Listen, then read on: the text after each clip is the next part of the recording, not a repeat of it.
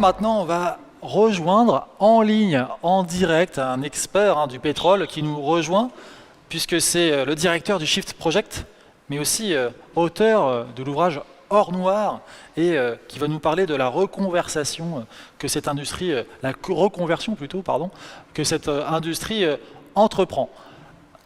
Est-ce que vous m'entendez?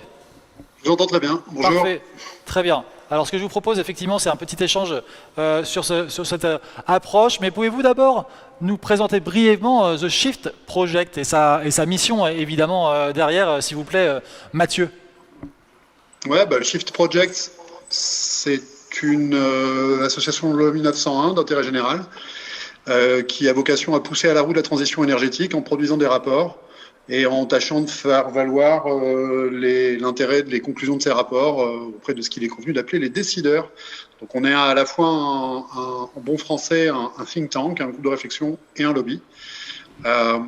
Et on est financé pour à peu près la moitié par des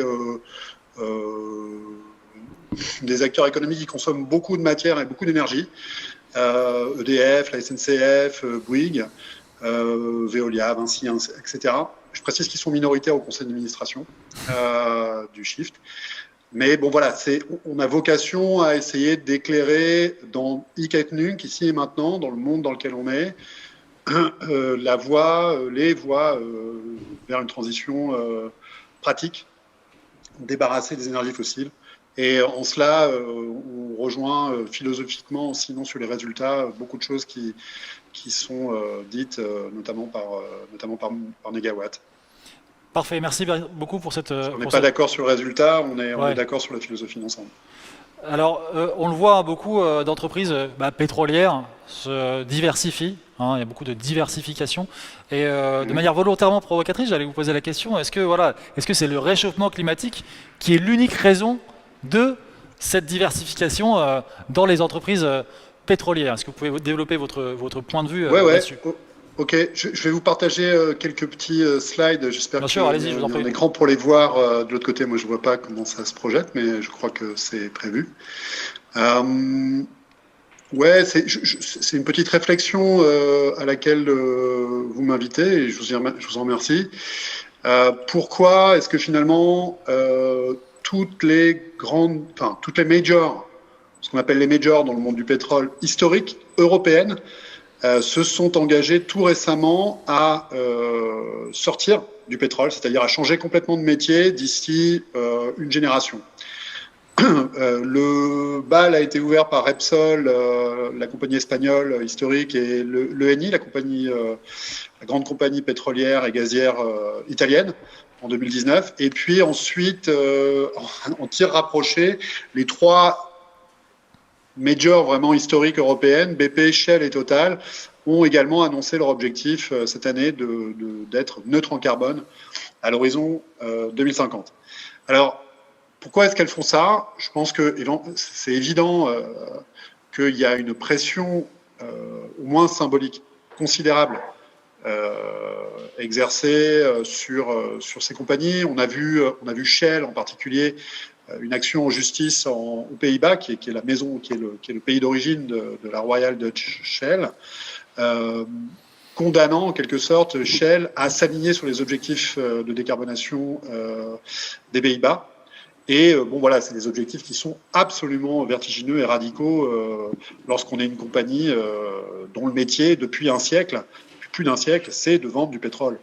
Alors, simplement, je propose là une petite réflexion sur comment est-ce qu'on en est arrivé là et est-ce que le climat, l'objectif climatique est la raison première et suffisante pour ces pétroliers pour prendre cette décision spectaculaire de sortir du pétrole précisément. Alors, d'abord un petit état des lieux sur où est-ce qu'elles en sont. Alors, j'ai uniquement fait l'état des lieux sur Total, ici, donc qui vient de se rebaptiser Total Énergie au pluriel. Alors simplement, voilà, pour remettre les choses un petit peu en perspective, aujourd'hui, la branche, le segment production d'électricité, donc ce qu'ils appellent Integrated Gas, Renewable and Power segment alors essentiellement de l'électricité, enfin, des choses qui sont autre que le pétrole, c'est dans le résultat opérationnel de Total marginal, même si c'est en forte progression.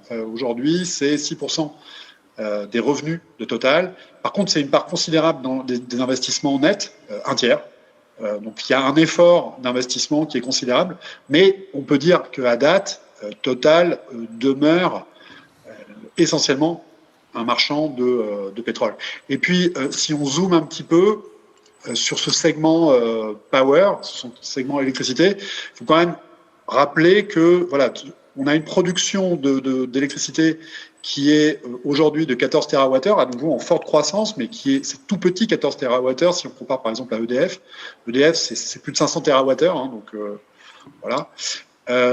Et la part des renouvelables dans cette production d'électricité de Total elle-même est assez faible, même si à nouveau elle est en forte progression, avec 4 TWh seulement sur 14 produits, à mettre en balance avec les 60 TWh à nouveau de Total, essentiellement avec des barrages et aussi avec de l'éolien et de l'électricité.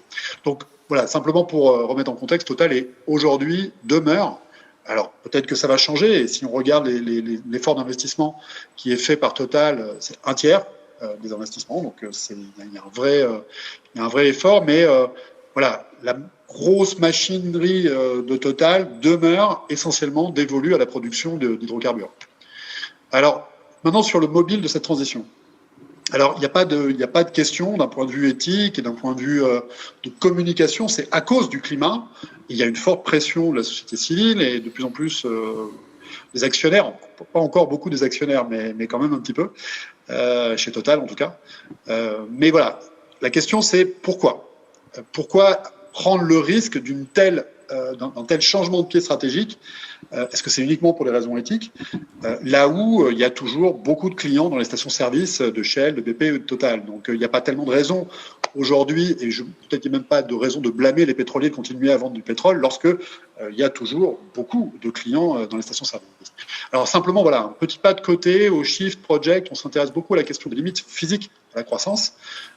Et la première limite sur laquelle on travaille, on vient de publier, vous voyez sur ce slide, un rapport, je pense, qui fera date, puisqu'on fait un état des lieux des capacités futures de production de pétrole.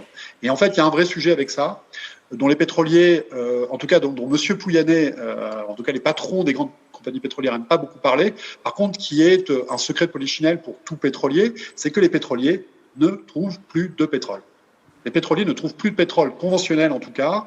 Il y a un déclin de ces découvertes depuis un demi-siècle, et alors que les capacités technologiques des pétroliers n'ont jamais été aussi sophistiquées en géophysique, et qu'ils n'ont jamais mis autant d'argent au cours de la dernière décennie pour chercher du pétrole, ils n'en ont jamais trouvé aussi peu. Donc il y a un phénomène derrière ça qui est méconnu, mais qui pour nous au Shift est une espèce de voiture-balai. Il y a le Tour de France, je ne sais pas si certains d'entre vous suivent le Tour de France. Dans le Tour de France, lorsqu'on monte un col, eh bien, ceux qui abandonnent dans la montée du col, ils sont ramassés par une voiture-balai qui ramasse ceux qui abandonnent. Eh bien, finalement, les limites physiques d'extraction au pétrole sont pour nous comme une espèce de voiture-balai de la course pour sauver notre climat. Et c'est assez évident dans le cas des majors occidentales qu'elles sont confrontées depuis au moins 10 ans à de très fortes difficultés pour reconstituer leur capacité de production. Et puis, si elles regardent devant elles, Total, par exemple, nul autre que la patronne de la stratégie de Total, Helle Kristoffersen, a dit à l'horizon 2025, il nous manque 10 millions de barils jour à l'échelle mondiale pour faire face à la reprise, même une reprise modérée de la demande. 10 millions de barils jour, c'est rien de moins qu'un dixième de la production. Ça n'a rien à voir avec le climat, c'est parce que les pétroliers ont de plus en plus de mal à reconstituer leur capacité de production. Merci Mathieu, merci beaucoup. Pardon, on est repris par le temps. Un dernier mot peut-être pour conclure sur le rôle des anciens producteurs d'énergie fossile et quel peut être leur rôle dans cette transition énergétique. En un mot, comment vous le voyez? Alors, en un mot, c'est un rôle incertain, comme je viens, j'espère, de le démontrer. Je vous remercie. Parfait, merci beaucoup. Merci pour votre contribution. À très bientôt Mathieu. Shift Project.